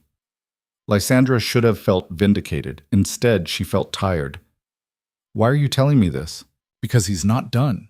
Even from a jail cell, he has resources, connections, people who owe him favors or fear what he knows about them." Celine stood. "He will find a way to hurt you, and Kaelin, and anyone else who gets in his way. Let him try. We're ready. Are you? Are you ready for blackmail, for scandal, for him to dig up every mistake you've ever made and weaponize it?" Celine's expression was haunted. "I know what he's capable of when he feels cornered. I've seen it, and it's worse than you think." A chill ran down Lysandra's spine. "What did he do to you?" "Nothing I didn't let him do. That's the worst part." Celine moved toward the door, then paused. "For what it's worth, I'm sorry. For the cathedral. For what I said about your dress. For all of it. I was cruel because I thought it made me powerful. I was wrong." She left before Lysandra could respond. Kaelin appeared from wherever he'd been listening. "Do you believe her?" "I don't know. Maybe." Lysandra turned to face him. She was terrified, Kaelin. Actually, terrified. What could Tristan have done to make her that afraid? Nothing good. He moved carefully to the window, looking out at the dark gardens. "We need to accelerate our plans. If Tristan's as dangerous as she claims, we can't wait for the legal system to work." "What are you suggesting?" "I'm suggesting we use every tool we have. Business pressure, political connections, social influence. We corner him completely, make it impossible for him to strike back." Kaelin turned. "But that means going public with everything. The financial records, the debt, the way he's been operating. It'll be a scandal that makes our wedding look tame by comparison." "Do it," Lysandra said without hesitation. Over the next 3 days, the Evermont Empire collapsed in spectacular fashion. The newspapers, fed anonymous tips from sources close to Ward Estate, published devastating exposés about Tristan's financial mismanagement. His creditors, suddenly aware of how overextended he was, began calling in debts. The consortium formally revoked his voting rights, and the courts, presented with overwhelming evidence of the street attack, set his bail so high that even his family struggled to cover it. Lysandra watched it all unfold from Ward Estate, attending meetings with Kalen's business associates, signing documents that transferred power from Evermont Holdings to Ward Control, playing the role of the wronged woman who'd found her strength. The aristocracy didn't know whether to be scandalized or impressed. The gossip columns couldn't decide if she was a victim or a mastermind, but everyone agreed on one thing: Lady Ward was not someone to underestimate. On the fourth day, Lysandra received a summons to the National Trade Council, the same council where Tristan had been trying to secure his position for months. The same council that would determine the future of the eastern shipping routes. "This is it," Kalen said as they prepared to leave. He was moving better now, the ribs healing, though he still winced occasionally. "Everything we've been working toward." "What if they side with him?" "They won't, we've made sure of that." He offered his arm. "Trust me." The council met in a grand hall that reeked of old money and older power. 12 council members sat at an elevated table, looking down at the assembled petitioners like judges rendering verdicts on lesser mortals. Tristan was there, released on bail, but looking hollow. His lawyers surrounded him, whispering urgently. When he saw Lysandra and Kalen enter, something ugly crossed his face. Marcus Thorne called the session to order. "We're here to settle the matter of the eastern trade routes and the contractual dispute between Lord Evermont and Lord Ward." Tristan's lead attorney stood. "Council members, we maintain that the contract transfers were obtained through coercion and fraud. Lady Ward was not in a sound mental state to authorize such significant business decisions immediately following her abandoned wedding. Lady Ward is perfectly capable of making her own decisions," interrupted another voice. Lysandra's father stood from where he'd been sitting in the gallery. She hadn't even known he was there. "Lord Hale," Thorne said, "you have something to add?" "I have everything to add. Those are my family's contracts being disputed." Her father moved forward with the bearing of a man who'd built an empire from nothing and wasn't about to let it be used as a legal football. "My daughter transferred them to Lord Ward with my full knowledge and approval. She was completely lucid, completely rational, and completely within her rights." "Father," Lysandra started. "Furthermore," he continued, ignoring her, "Lord Evermont's claim of coercion is absurd. He's the one who publicly humiliated my daughter at their wedding. He's the one who paraded his mistress in front of 300 witnesses. And he's the one who, when my daughter made a brilliant strategic decision to salvage her dignity and her future, tried to undo it through violence." The council chamber erupted in whispers. Thorne banged his gavel. "Lord Hale, these are serious accusations. They're documented facts. The City Watch has Lord Evermont's confession regarding the street attack. We have multiple witnesses. And we have evidence of his financial desperation motivating both the lawsuit and the assault." Her father pulled out documents. "I'm submitting a formal complaint against Lord Evermont for harassment of my family and abuse of this council's processes for personal gain." Tristan shot to his feet. "This is ridiculous." "Sit down," Thorne snapped. "Lord Evermont, your behavior over the past week has been increasingly erratic. The assault charges alone are enough to question your judgment. Add the financial irregularities that have come to light, and this council has serious concerns about your fitness to manage significant trade interests." "You can't." "We can, and we will." Thorne looked at the other council members. "All in favor of transferring Lord Evermont's voting rights and contract management to Lord Ward's oversight, pending resolution of criminal charges?" One by one, hands rose. 8 votes in favor, only 2 abstentions. 0 opposed. Tristan's face went gray. "You're making a mistake." "The mistake was yours," Thorne said coldly. "This council is adjourned." Outside the hall, Lysandra's father caught up with them. She hadn't spoken to him properly since the wedding, wasn't sure what to expect. "That was quite a speech," Kalen said. "It was overdue." Her father looked at Lysandra. "I should have defended you at the cathedral, should have thrown Evermont out on his ear the moment he walked in with that woman. Instead, I stood there like a fool and let him humiliate my daughter." "You didn't know what to do," Lysandra said quietly. "Neither did I. But you figured it out. Made a choice that was braver than anything I've managed in years. He smiled, and it was the first genuine smile she'd seen from him since childhood. I'm proud of you. Your mother is too, though she'll probably express it by crying and planning dinner parties. I'm sorry about the contracts. I should have consulted you first. You did exactly what you should have done. Protected our family's interests while building something new. He glanced at Kaylin. Take care of her, Ward. She's tougher than she looks, but that doesn't mean she doesn't deserve care. I'm beginning to understand that, Kaylin said. Her father left them standing on the council steps, where a crowd had gathered. News of the vote had already spread. Reporters shouted questions. Aristocrats whispered and stared. Kaylin turned to Lysandra. How do you feel? Like I just won something I didn't know I was fighting for. Your father's respect? My own. She looked at the crowd, at the cameras, at the evidence of their victory spreading in real time. A week ago, I thought my life was ending. Now you're one of the most powerful women in the Eastern Trade Network, Kaylin finished. How does it feel? Terrifying, exhilarating, strange. She laughed. I have no idea what I'm doing.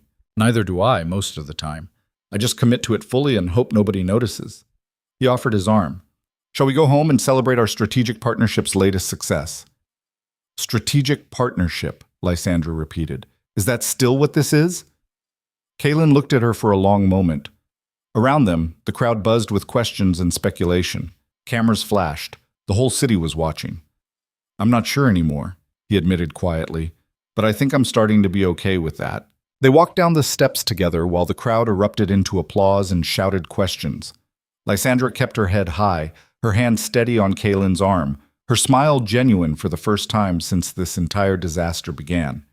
Behind them, inside the council hall, Tristan Evermont stood alone and defeated, watching through the windows as everything he'd taken for granted slipped away. The woman he'd dismissed as decorative had just dismantled his entire world, and she'd done it with nothing more than courage, strategy, and the willingness to rewrite her own ending. The evening papers would call it the greatest power shift in aristocratic history. The gossip columns would debate whether it was revenge or romance.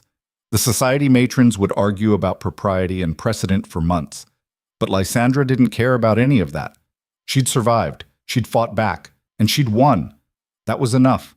3 months after the council vote, Lysandra stood in front of a mirror adjusting a necklace she didn't recognize. Sapphires, heavy and cold against her skin. A gift from Kaylin for some business dinner she'd stopped keeping track of. You look exhausted, Mrs. Brennan said from the doorway.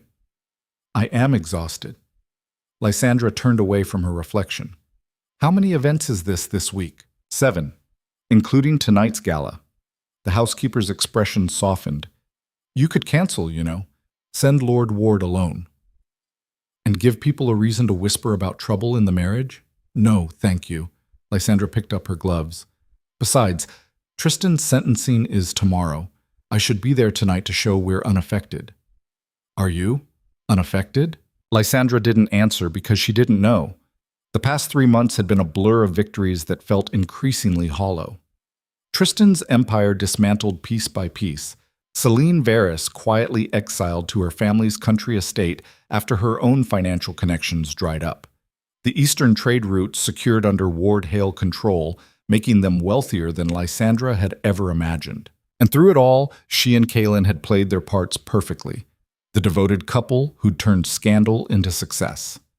Strategic partners who finished each other's sentences in business meetings and held hands at social functions. It was exactly what they'd agreed to. So why did it feel like wearing someone else's skin? The gala was at the Riverside Grand, the most prestigious venue in the city. As their carriage pulled up, Lysandra could see the crowd gathered outside. Aristocrats in their finest, reporters with cameras, curious onlookers hoping to glimpse the woman who'd somehow become the most talked-about figure in high society. Ready? Kaylin asked beside her. She looked at him. 3 months married, and she still couldn't quite read his expressions. He'd been distant lately, buried in work, their conversations limited to business strategy and social schedules. The man who'd told her about Catherine, who'd made her laugh in carriages, felt increasingly like someone she'd imagined. As I'll ever be, she said. They stepped out into camera flashes and shouted questions. Lysandra smiled and waved while Kaylin's hand rested on her back, warm through the silk of her gown. They'd perfected this entrance, confident, unified, untouchable. Inside, the ballroom glittered with chandeliers and champagne. Hundreds of faces turned to watch them enter. Lysandra recognized most of them now.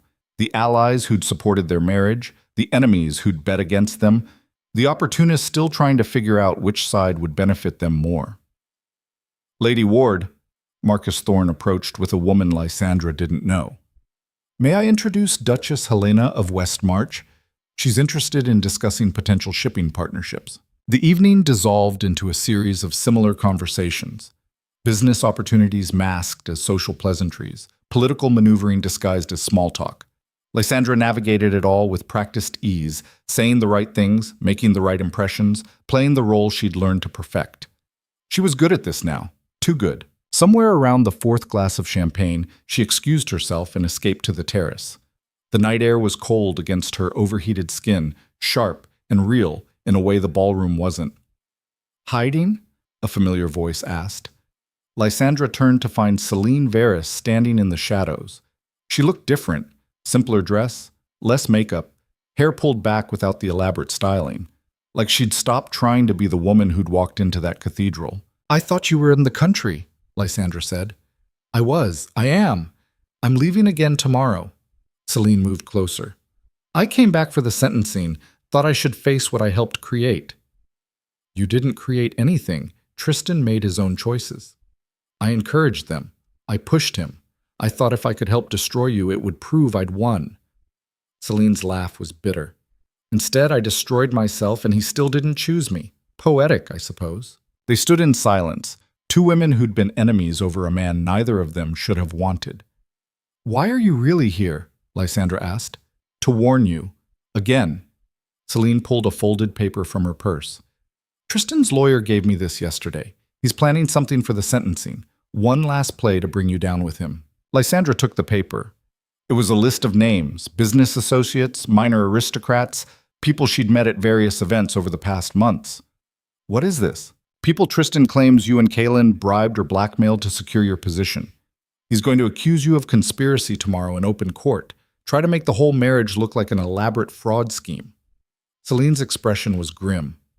He's desperate enough to burn everything down, including himself, if it means hurting you. This is insane. Half these people we've barely spoken to. That won't matter if he's convincing enough. And Tristan can be very convincing when he's cornered. Celine turned to leave, then paused. For what it's worth, you deserved better than either of us gave you.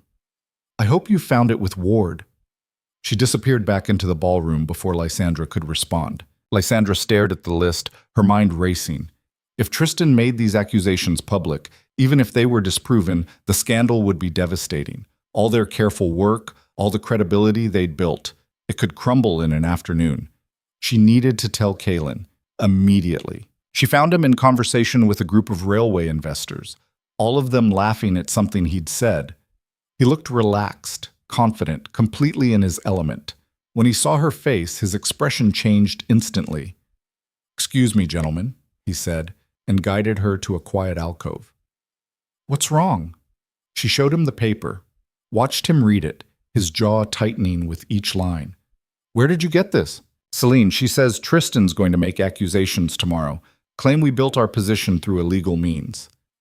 He has no proof because there's nothing to prove. That won't matter. The accusation alone will be enough. Lysandra's voice was rising. People will question everything. The contracts, the consortium vote, all of it. Even if we're cleared, we'll spend years fighting the stigma. Kaylin was quiet for a long moment, his face unreadable in the dim light. Then, we don't go to the sentencing. What? We stay away. Let Tristan make his accusations to an empty room. Without us there to react, it becomes a desperate man ranting, not a legitimate conspiracy claim.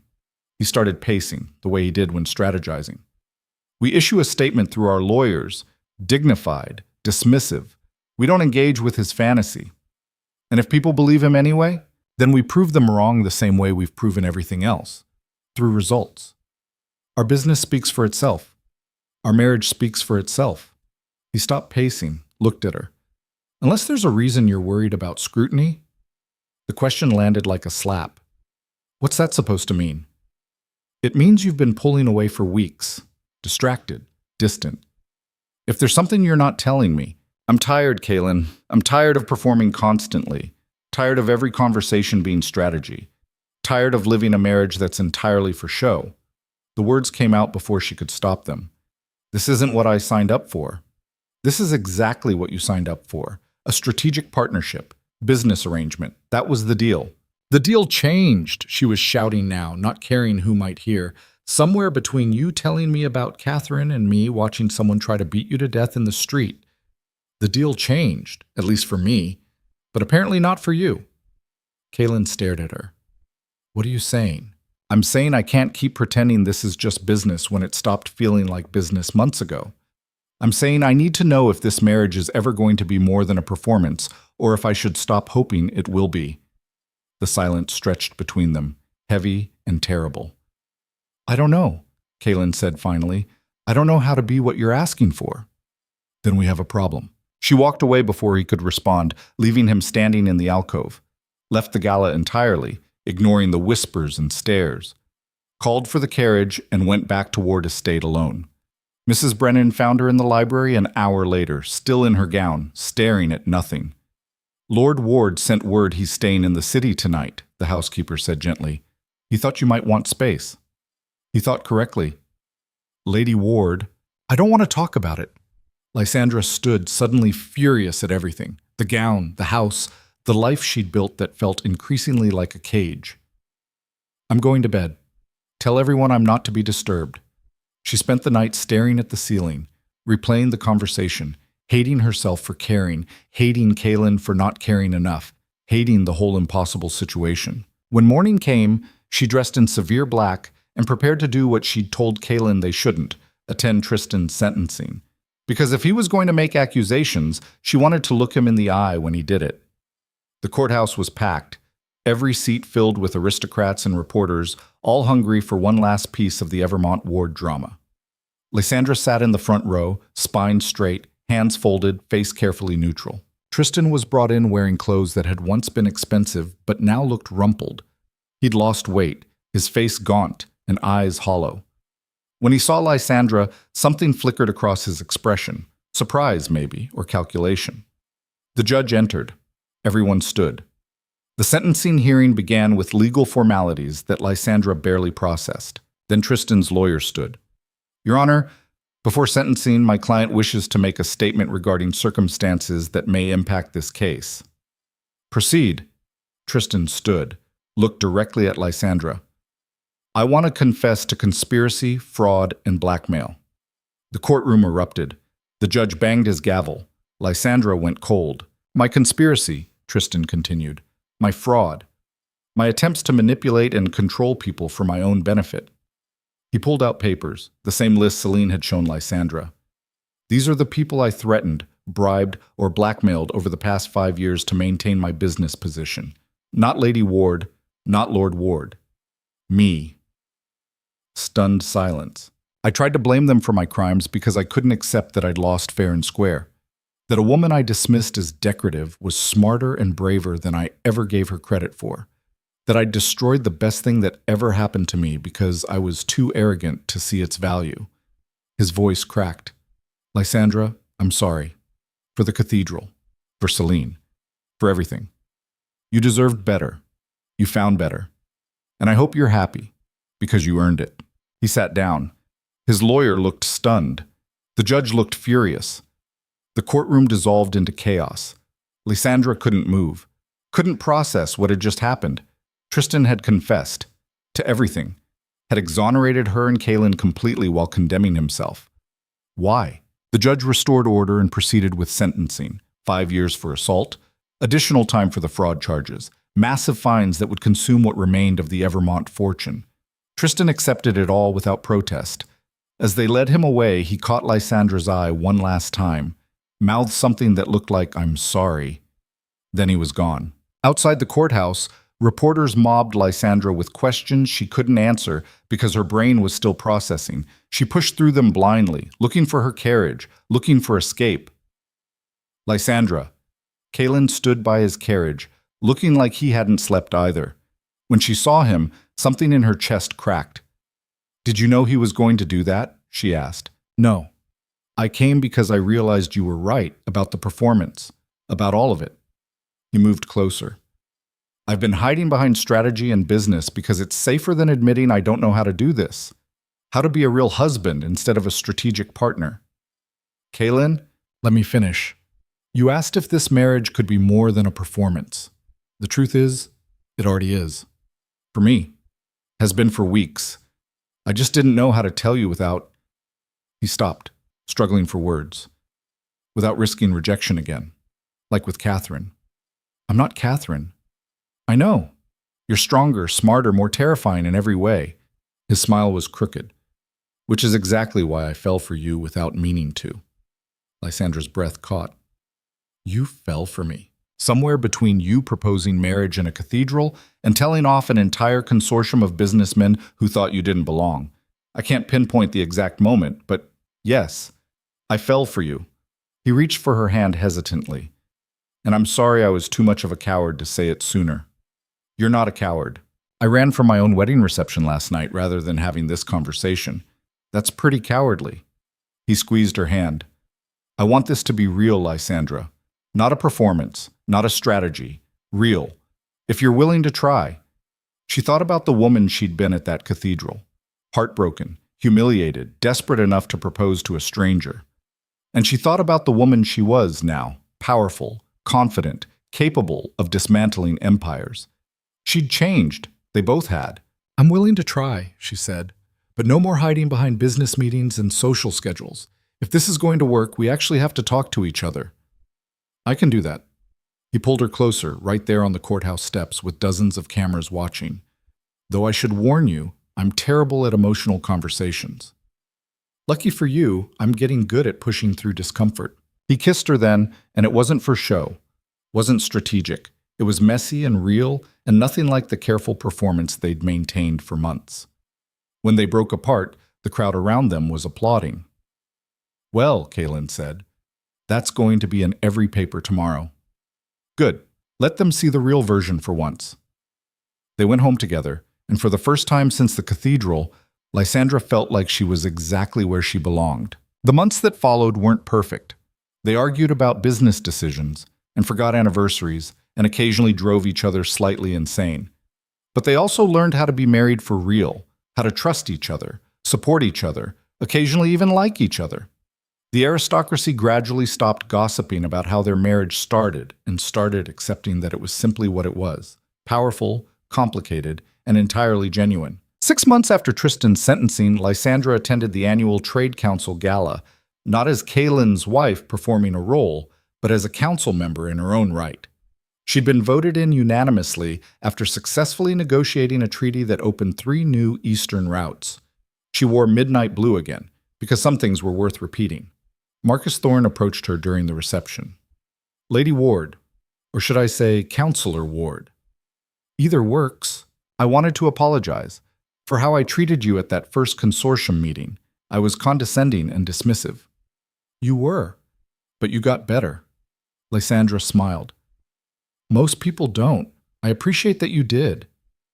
You made it impossible not to. Turned out everything we assumed about you was wrong. He paused. The entire council wants to know if you'd consider chairing the Eastern Trade Committee next term. Lysandra felt something settle in her chest. Not triumph exactly. More like vindication. I'll think about it. Please do. We need people who aren't afraid to rewrite the rules when the rules are wrong. He moved on to other conversations. Kaylin appeared at her elbow, 2 glasses of champagne in hand. Thorne looked serious. Everything all right? He offered me the committee chair. Are you surprised? You've revolutionized half their processes in 6 months. He handed her a glass. What did you tell him? That I'd think about it. She took a sip. What do you think? I think you should do whatever makes you happy. The business doesn't need you to prove anything else. You already did that. What if it makes me happy to keep proving things? Then I'll support you completely while occasionally reminding you to sleep and eat. He leaned closer. That's what real husbands do, right? I have no idea. We're making this up as we go. Then we're doing it together. That's what matters. They stayed at the gala for another hour, then slipped out early to walk along the riverside. It was cold, and Lysandra hadn't brought a proper coat, so Kalen gave her his jacket. It smelled like him, expensive cologne and leather and something indefinably Kalen. "Do you ever think about the cathedral?" she asked. "Sometimes, usually when I'm trying to figure out what I did to deserve you proposing to me. You were there, and you weren't Tristan. That was enough at the time. And now?" Lysandra thought about it. About standing at that altar feeling like her world was ending. About the choice she'd made in desperation that had somehow led here, to power she'd never imagined, and a marriage that had become real against all odds. "Now you're Kalen," she said, "and that's everything." They walked in comfortable silence, watching the city lights reflect on the water. Somewhere across town, Tristan Evermont sat in a cell, paying for his crimes. Somewhere in the country, Selena Veris was rebuilding a life that didn't depend on destroying others. And here, on this riverside path, Lysandra was exactly where a week of chaos had led her. It wasn't the ending she'd planned at that cathedral. It was better. Because she'd written it herself, on her own terms, with courage she hadn't known she possessed. 2 years later, Lysandra stood before the full Trade Council as its first female chairman. Her proposal to expand the eastern routes into previously untapped markets passed with overwhelming support. After the vote, the council gave her a standing ovation. Kalen watched from the gallery, looking insufferably proud. That evening, they hosted a dinner at Ward Estate for the key council members and their spouses. Mrs. Brennan had outdone herself with the menu, and the conversation flowed easily, business mixed with genuine friendship, strategy laced with laughter. Lysandra's parents attended, her mother spending the evening collecting gossip while her father discussed shipping innovations with Kalen. They looked comfortable, settled, like this had always been the plan. As the guests departed, Lysandra stood in the doorway beside Kalen, waving goodbye to people who'd become allies and friends. "Successful evening," he said when the last carriage pulled away. "Successful year, more like." She leaned against him, tired but satisfied. "Who would have thought?" "I would have. From the moment you proposed, I knew you were capable of extraordinary things. You thought I was desperate and possibly unhinged. Both can be true." He kissed the top of her head. "Come on, let's go inside before you freeze." They walked through the house that had become home, past rooms filled with memories they'd built together. In the library, Kalen poured 2 glasses of brandy, and they settled into their favorite chairs by the fire. "I have something for you," he said, pulling out a small box. Lysandra opened it to find a ring, simple, elegant, nothing like the ostentatious engagement ring Tristan had given her. This one was perfect. "What's this for?" "For the anniversary of the day you proposed to me in a cathedral and changed both our lives." Kalen took the ring and slid it onto her finger beside her wedding band. "I never gave you a proper engagement ring. This felt overdue. We were already married when we got engaged, essentially. Like I said, we've been making it up as we go." He held her hand, studying the ring on her finger. "Does it fit?" "Perfectly." "Good. Because I'm not taking it back. You're stuck with me. I can think of worse fates." They sat in silence, watching the fire, comfortable in a way that had taken time to build. Outside, the city hummed with life and gossip and endless drama. Inside, 2 people who'd started as strangers, become strategic partners, and somehow found their way to love sat peacefully together. It wasn't the story anyone expected, but it was theirs. And 3 years after standing abandoned at an altar, Lysandra Hale, now Lysandra Ward, Trade Council Chairman, business innovator, and woman who'd rewritten every rule they'd tried to bind her with, understood something fundamental. The best revenge wasn't destroying your enemies. It was becoming so successful, so powerful, so completely yourself that their opinions stopped mattering entirely. She'd walked into that cathedral as a woman defined by other people's expectations. She'd walked out as someone who would spend the rest of her life exceeding her own. And that made all the difference.